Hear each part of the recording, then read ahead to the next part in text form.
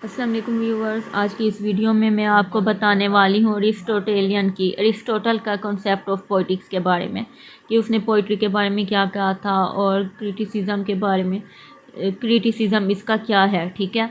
तो सबसे पहले हम इसका बैकग्राउंड देख लेंगे। बैकग्राउंड को आपने याद रखना है कि ये ग्रीक से बिलोंग करते हैं, ठीक है। ग्रीक के बारे में है ये। इस ग्रीक का क्या था सेंटर ऑफ सिविलाइजेशन, ठीक है। ग्रीक का सिविलाइजेशन जो था वो सेंटर था और इन लोगों ने मैथोलॉजी पर ये बातें करते थे, ज़्यादातर रिलीजियस के बारे में बातें करते थे। डिफरेंट गॉड्स इन्होंने बना रखे थे अपने, कि सूरज को कभी ये अपना देवता मानते थे तो कभी किसी को, तो बहुत सारे गॉडेस इनके थे। तो इनमें अब फिलोसफर आए थे सोक्रेट्स, ठीक है। हम सोक्रेट्स से शुरू करेंगे और फिर अरिस्टोटल तक। तो जो सोक्रेट्स थे ना, जिन्हें सुकरात कहा जाता है उर्दू में, तो ये फ़िलोसफ़र थे। इन्होंने चैलेंज किया था ग्रीक रिलीजन्स को। इन्होंने जो कि हर चीज़ को जो सोचना चाहिए, वो कहते थे कि अपना दिमाग इस्तेमाल करें आप हर चीज़ पर। इस तरह से कैसे आप कह सकते हैं कि जो सन है वो एक गॉड है, ठीक है। आप लोग उससे देवता कैसे मान सकते हैं सूरज को, या मुख्तलिफ आप लोगों ने अपने गॉड बना रखे हैं, तो इस तरह से कैसे हो सकता है। इसकी रीज़न थी बेशुमार कि इसने ये कहा कि वही गॉड्स जो कर रहे हैं, जबकि वो तो रिलीजियस में मना किया जाता है, लेकिन वहीं जो हमने देवता बना रखे हैं, देवता वही कर रहे हैं, वो रिवेंज ले रहे हैं, गुस्सा कर रहे हैं, उनमें लस्ट है, ठीक है। वो लोग झूठ भी बोल रहे हैं और आपस में एक दूसरे के दुश्मन बन चुके हैं, आपस में लड़ रहे हैं, जबकि गॉड तो इस तरह से नहीं कर सकते। और जो सूरज है, सोक्रेट्स ने कहा, सुकरात ने, कि सूरज जो है वो एक आग का गोला है, सिर्फ इससे ज़्यादा और कुछ भी नहीं है। लेकिन सोक्रेट्स को काफ़ी इस पर क्रिटिसाइज़ किया गया, इसे मना किया गया कि तुम बाज आ जाओ अपनी इन बातों से। लेकिन ये ना रुका। उन्होंने कहा कि देखो, हम लोग तुम्हें कहते हैं कि हमारा इलाका छोड़कर चले जाओ, या फिर ये बातें सोचना छोड़ दो और यहाँ से चले जाओ तुम, ये तुम्हारी सज़ा होगी, क्योंकि तुम हमारे लोगों को भटका रहे हो इस तरह की बातें करके हमारे देवताओं के ख़िलाफ़, हमारे सूरज के ख़िलाफ़ जो कि एक देवता है। तो या फिर तुम चले जाओ यहाँ से, या एक जहर का प्याला है, तुम ये पॉइज़न ले लो। तो अब जो सुक्रेट्स था, ठीक है, जिसे उर्दू में सुकरात कहा जाता है, उसने सोचा कि मैं अपनी सोचों को नहीं रोक सकता, ठीक है। चाहे मैं यहाँ से बाहर भी चला जाऊँ तो मुझे तो ये थॉट्स आती रहेंगी, ठीक है, क्योंकि वो तो एक फ़िलोसफ़र था। फ़िलोसफ़र कोई ऐसे तो नहीं होते ना। उसने कहा मैं तो फिर भी सोचूंगा यही चीज़ें, मैं इन पर तो काबू नहीं पा सकता। चाहे आप मुझे यहाँ से कहीं भी जिला वतन कर दें, मुझे यहाँ से निकाल दें बाहर, मैं फिर भी सोचता रहूँगा। तो इसलिए उसने सोचा कि मैं तो अपनी इन बातों से बाज नहीं आ सकता, क्योंकि मैंने जो कहा है वो गलत नहीं है। उसके पीछे रीज़न है, आप लोग अपना दिमाग लगाएं, सोचें कि सूरज एक आग का गोला है सिर्फ, और देवता नहीं है। और जिन लोगों को आपने अपने गॉड्स बना रखे हैं, उनकी तो आपस में भी लड़ाइयाँ चल रही हैं, तो वो लोग कैसे हो सकते हैं गॉड, जबकि लड़ाइयों से तो मना होना चाहिए, ये तो बुरी बात है। लेकिन मैं इसीलिए आप लोगों से नहीं सुलह कर सकता इस बात पर, आप, मैं सच कह रहा हूँ। तो उन्होंने जहर का प्याला उससे दिया, तो उसने कहा मैं ये इलाका भी छोड़कर चला जाऊँगा, फिर भी मैं यही बातें ही करता रहूँगा और सोचता रहूँगा, क्योंकि मुझे जो सोच आ रही है उसके पीछे कोई रीज़न है। यही रीज़न है कि वो लोग आपस में भी तो लड़ाइयाँ करते हैं, गॉड लस्ट है उनमें, और सूरज भी खुदा नहीं हो सकता। तो इसीलिए उसने जहर का प्याला पीना मुनासिब समझा और उसने जहर का प्याला पी लिया। अब जो नेक्स्ट आते हैं सुक्रेट्स के बाद, वो हैं प्लेटो, ठीक है। प्लेटो कौन था? सुक्रेट्स का स्टूडेंट था। और प्लेटो का स्टूडेंट कौन था? वो थे अरिस्टोटल, ठीक है। अब जो प्लेटो हैं, ये सुक्रेट्स के स्टूडेंट हैं। इन्होंने अब अपनी फ़िलोसफी पेश की।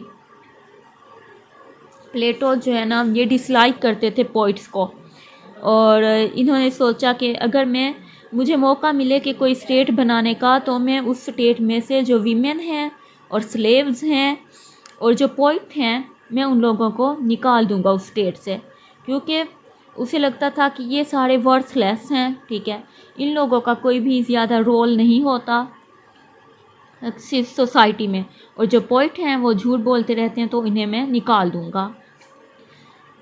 फिर इसने ये कहा कि जो पोइट्री है ना इज़ फार फ्रॉम रियलिटी, ठीक है, कि पोइट्री बहुत ही ज़्यादा दूर है रियलिटी से, बिल्कुल झूठ बोलते हैं पोइट, इसीलिए ये पोइट को नापसंद करता था। फिर इन्होंने कहा कि जो अपनी फ़िलोसफी थी कि जो वर्ल्ड है ना, ये दुनिया, ये है कॉपी है एक आइडिया की, ठीक है। अब हम यहीं से शुरू हो रहा है, जो अरिस्टोटल का भी इमिटेशन का पोइटिक्स में कॉन्सेप्ट आ रहा है, इमिटेशन का। फिर उसके बाद हम पढ़ेंगे ट्रेजिडी का, और फिर ट्रेजिक हीरो का प्लॉट क्या होता है, ये सब कुछ। अब ये तवज्जो करें आप लोग, गौर करने की बात है। इमिटेशन के बारे में प्लेटो ने बताना शुरू किया कि जो वर्ल्ड है ना, ये दुनिया, इसने कहा ये एक कॉपी है, ठीक है, एक इमिटेशन है, किसकी है, एक आइडिया की। उसने कहा वर्ल्ड इज़ नॉट रियल, इसने कहा कि वर्ल्ड इज़ अनरियल, ठीक है, अनरियल है ये।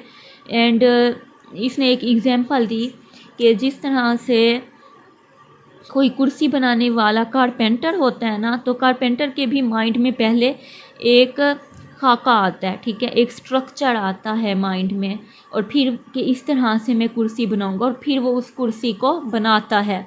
तो अब कुर्सी क्या हो गई, उसके आइडिया की इमिटेशन हो गई, कॉपी हो गई। तो इसी तरह से इसने कहा कि जो खुदा है, खुदा के भी आइडिया की ये दुनिया एक कॉपी है।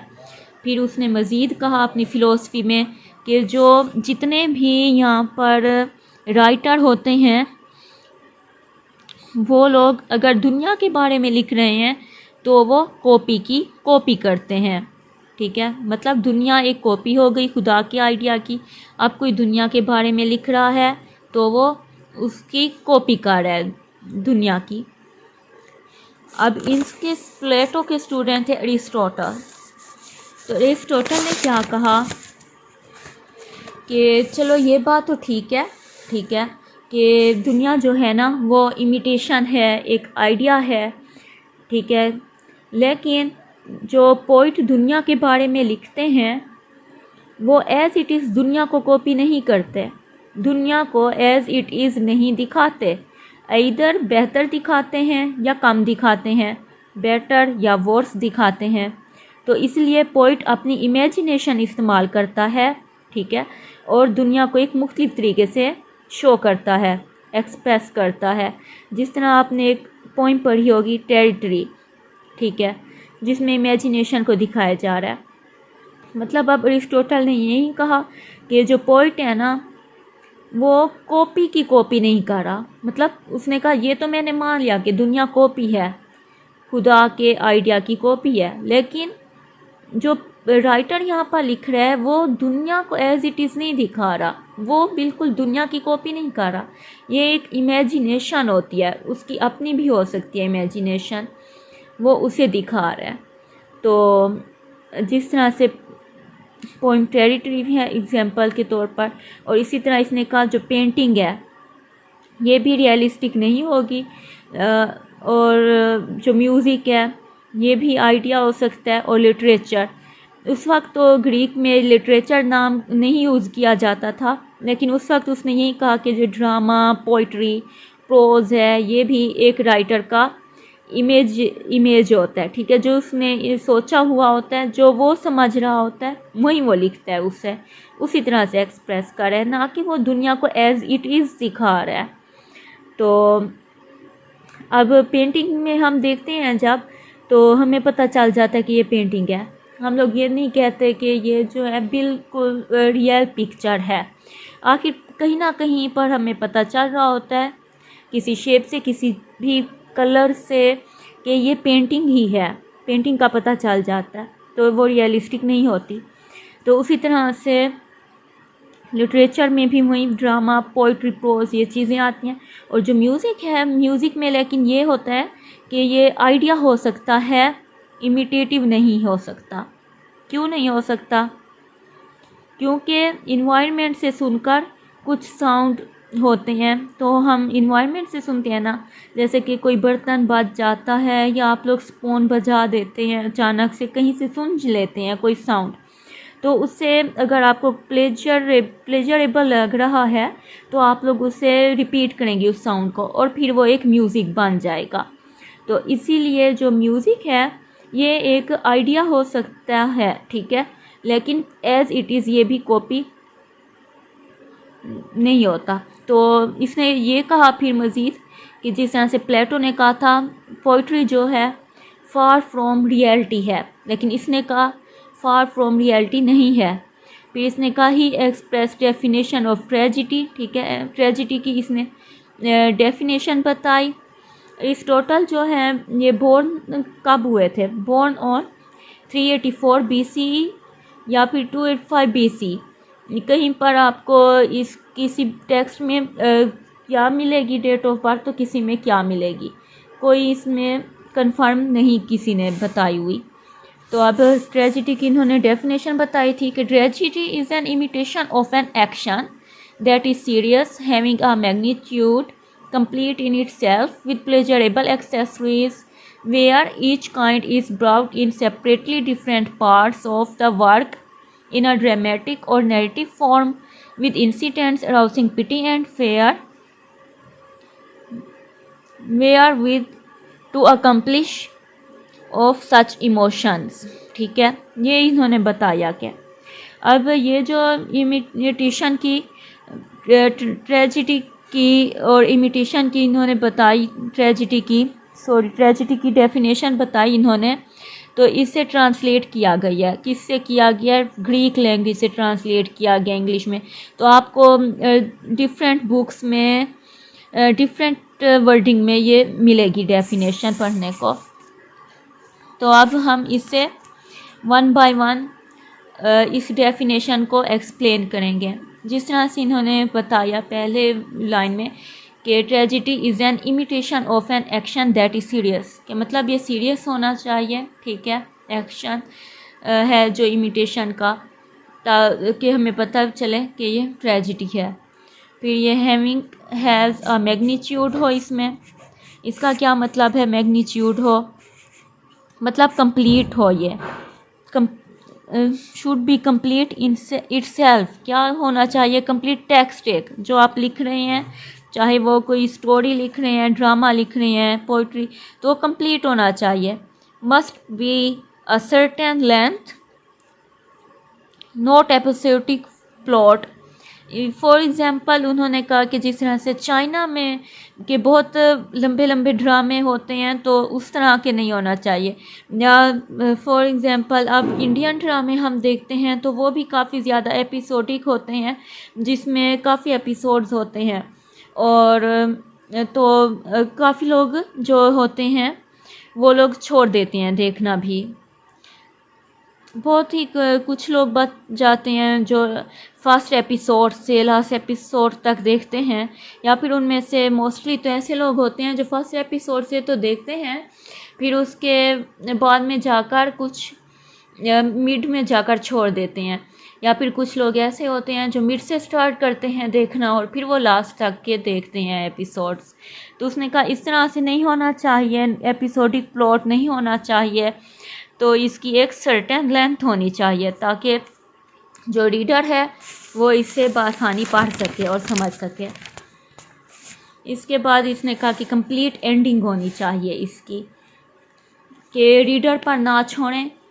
कि पहले ग्रीक में ये हुआ करता था कि जो एंड होता था वो कंप्लीट नहीं होता था और उससे रीडर्स पर छोड़ दिया जाता था, कि रीडर जो है वो खुद ही इसका सोच लेगा, बताए कि किस तरह से, मतलब देख ले अपनी इमेजिनेशन से कि इसका क्या एंडिंग होनी चाहिए या होगी। लेकिन लोग इस तरह की राइटिंग को पसंद नहीं करते थे, तो इसी वजह से उसने कहा कि कंप्लीट एंडिंग होनी चाहिए, इस तरह से आप रीडर्स पर ना छोड़ा करें। इसके बाद नेक्स्ट पॉइंट क्या है इसका कि with pleasurable in language with pleasurable accessories. ठीक है। अब लैंग्वेज में प्लेजरेबल एक्सेसरीज होनी चाहिए। इसका क्या मतलब है, इसमें एक तो आ रहा है लैंग्वेज डिक्शन और थॉट, ठीक है। कि डिक्शन मतलब लैंग्वेज आप लोग अच्छी तरह की चुनें कि ऐसी होनी चाहिए जिसमें मेटाफर और सिमिलीज भी हों, रीमिंग स्कीम हो, ऐसी चीज़ें हों कि लोगों को अट्रैक्ट करें। और लैंग्वेज शुड बी गुड, ठीक है, कि पढ़ने वाला उसे इंजॉय करे पढ़ते हुए और खुश होकर पढ़ें। और डायलॉग्स भी इस तरह से आप अच्छा चुनाव करें अल्फाजों का। और इसमें थॉट्स होने चाहिए, हाई थॉट होनी चाहिए। ये भी ऐसा हो कि लोग इसमें इंटरेस्ट लें। अगर एक राइटर की अच्छी थॉट होगी तो अच्छा ही लिखेगा, तो इसीलिए उसने ये प्लेजरेबल एक्सेसरीज में बताया।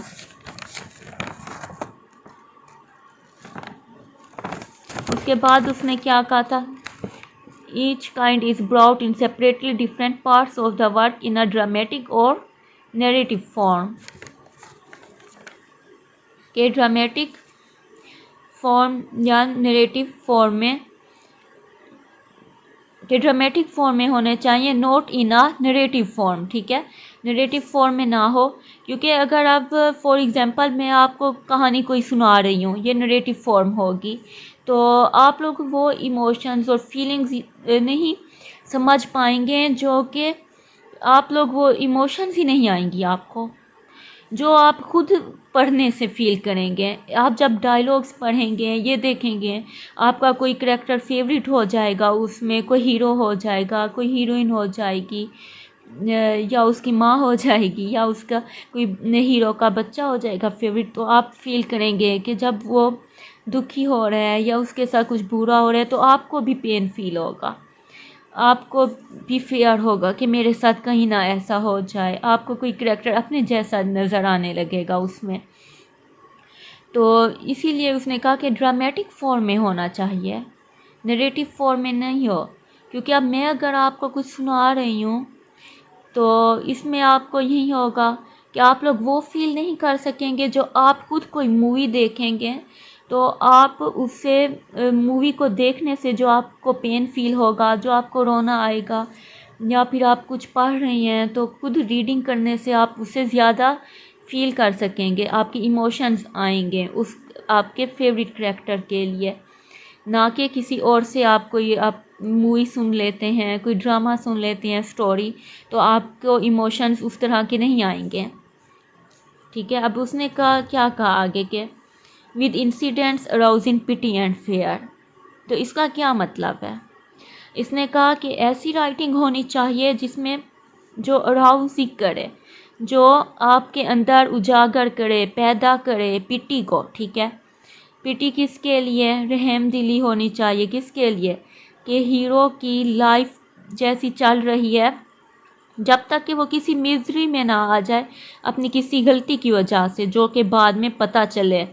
फिर जिस तरह से फॉर एग्जांपल शेक्सपियर ने जैसा कि कहा था कि आपके दिल में रहम आना चाहिए, अगर ना आया तो आप पर ट्रेजिक इफ़ेक्ट नहीं आएगा, ठीक है।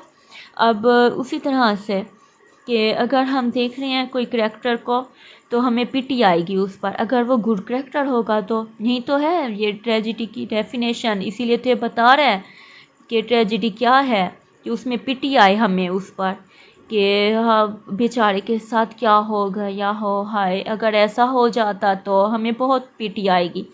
और फेयर हो, फेयर कैसा होना चाहिए, फेयर ये होगा कि हमारे साथ अगर ऐसा हो गया तो क्या होगा। कि राइटर को इतना अच्छा होना चाहिए एक ऑथर को कि पढ़ने वाले पर पिटी भी आए, वो पिटी फील करे, उसके इमोशंस आए करैक्टर्स के लिए, और उसके साथ साथ उसे फेयर भी होने लग जाए कि मेरे साथ ना ऐसा हो जाए। तो एक राइटर को इतना अच्छा लिखना चाहिए।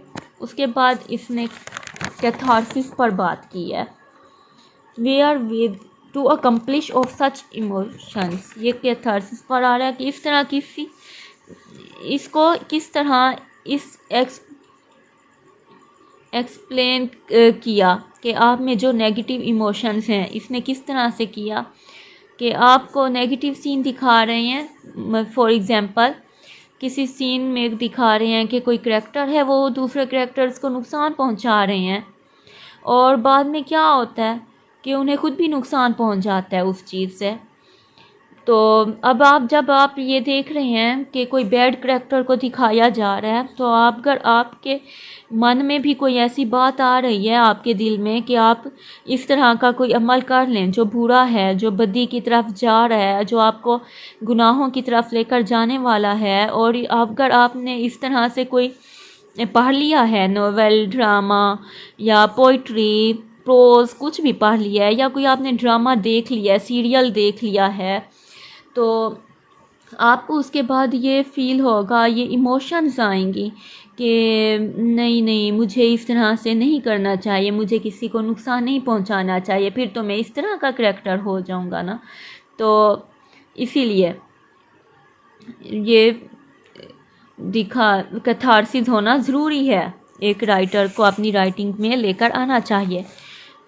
इसके बाद इसने बताया बिलो एवरेज के बारे में और कॉमेडी के बारे में, कि कॉमेडी में जो किरदार एक एवरेज होता है, ठीक है, उससे थोड़ा लो लेवल पर दिखाएंगे, लेकिन जो ट्रेजिडी है, ठीक है, अगर आप ट्रेजिडी दिखा रहे हैं तो उसमें थोड़े अबव लेवल पर करैक्टर होंगे, ठीक है, क्योंकि अब जितना अच्छा कोई करैक्टर होगा उसके साथ कुछ बुरा होगा तो जाहिर है हमें तो पिटी आएगी उस पर कि देखो हो हाय कितना अच्छा था और इसके साथ इतना बुरा हो गया। तो ये रियलिटी भी है।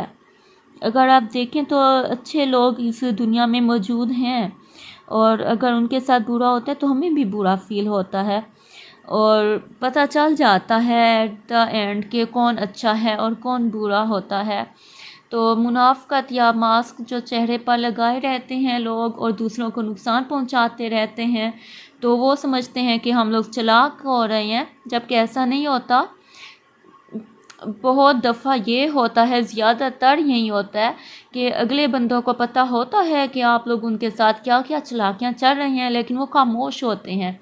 इसलिए भी होते हैं क्योंकि वो लोग अच्छे होते हैं, उनका ज़मीर बहुत ज़्यादा होता है और उन्हें अच्छा नहीं लगता कि आप लोगों की इंसल्ट कर दें, तो इसीलिए भी इग्नोर कर देते हैं इन सब चीज़ों को कि आप लोग खुद शायद कभी एहसास कर लें, कभी सुधर जाएं, तो वो किसी को शर्मिंदा नहीं करते। तो इसी तरह से ख्याल करना चाहिए, दूसरों का भी सोचना चाहिए। अब ट्रेजिडी के बाद अरिस्टोटल ने क्या बताया था, ट्रेजिक हीरो के बारे में, ठीक है, कि ट्रेजिक हीरो कैसा होना चाहिए। Tragic hero should be a good character होना चाहिए, ठीक है, और कंसिस्टेंसी उसमें होनी चाहिए, उसमें भी डिक्शन हो, लैंग्वेज और थॉट अच्छी होनी चाहिए, ठीक है, ये सब चीज़ें आ रही हैं इसमें। तो अब इसमें जो पार्ट्स इसने बताए थे ट्रेजिक हीरो के, वो आप देख लें। फर्स्ट पे प्लॉट आएगा, ठीक है, कि प्लॉट जो आप लिख रहे हैं, नोवेल, ड्रामा, पोइट्री कुछ भी लिख रहे हैं, तो उसमें प्लॉट कैसा हो, शुड बी कंप्लीट, ठीक है, प्लॉट कंप्लीट होना चाहिए। कोई ऐसा इंसिडेंट्स नहीं डालना चाहिए कि जिसको निकाल दिया जाए तो स्टोरी बदल जाए, तो इस तरह का आप ना करें। ऑल इंसिडेंट्स जो है ना वो सारे एक दूसरे से ज्वाइंड हों, एक दूसरे से जुड़े हुए होने चाहिए। तो प्लॉट होता क्या है, प्लॉट की डेफिनेशन भी आप सुन लें कि सीक्वेंस ऑफ इवेंट्स जो होते हैं, ठीक है, वो प्लॉट कहलाते हैं। तो इसीलिए जितने भी इवेंट्स होंगे वो सारे ज्वाइंट होंगे एक दूसरे से। कोई एक इस तरह का इवेंट नहीं होना चाहिए जिसे आप निकाल दें तो स्टोरी ही पूरी की पूरी चेंज हो जाए, इस तरह नहीं हो।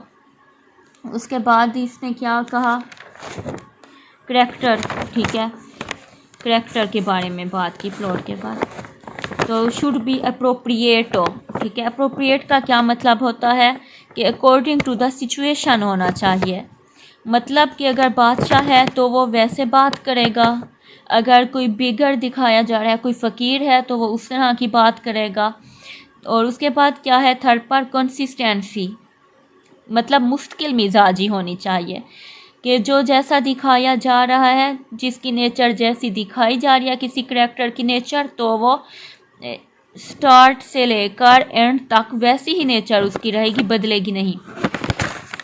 मतलब किसी की नेचर दिखाई जाए कि अच्छा करैक्टर है तो वो वैसा ही रहेगा, क्योंकि अब हीरो है तो अच्छा रहेगा ना, तो वो बदलेगी नहीं। उसके बाद क्या कहा अरिस्टोटल ने, कहा डिक्शन। ठीक है, डिक्शन पर बात की। ये चौथे नंबर पर है डिक्शन, मतलब लैंग्वेज और थॉट।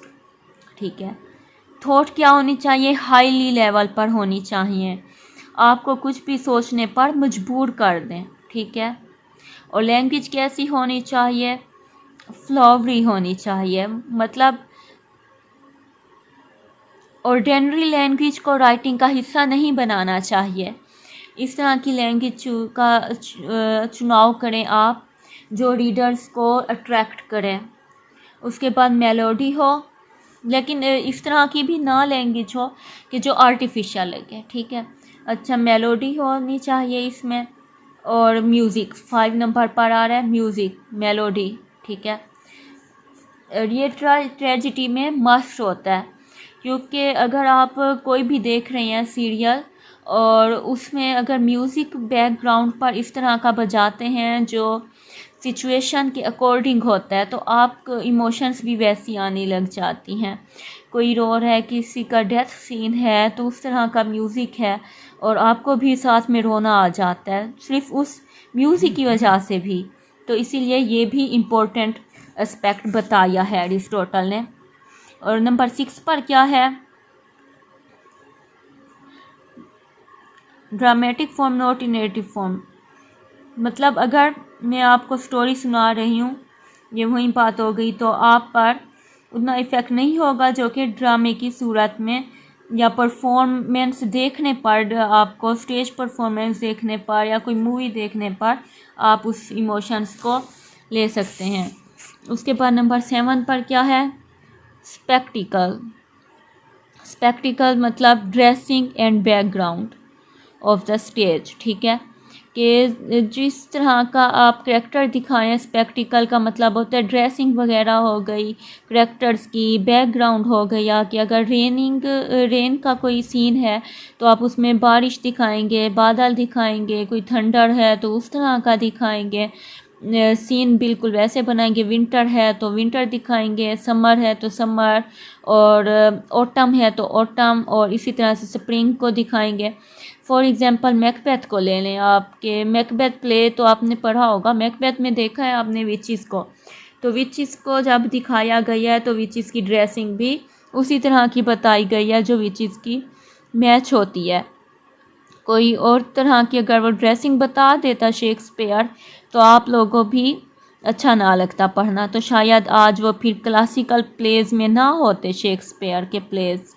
तो इसीलिए एक जो गुड राइटर होता है he should be follow these aspects, तो फिर वो स्पेक्टिकल को भी यूज़ करते हैं कि ड्रेसिंग और बैकग्राउंड भी सिचुएशन के अकॉर्डिंग रखते हैं।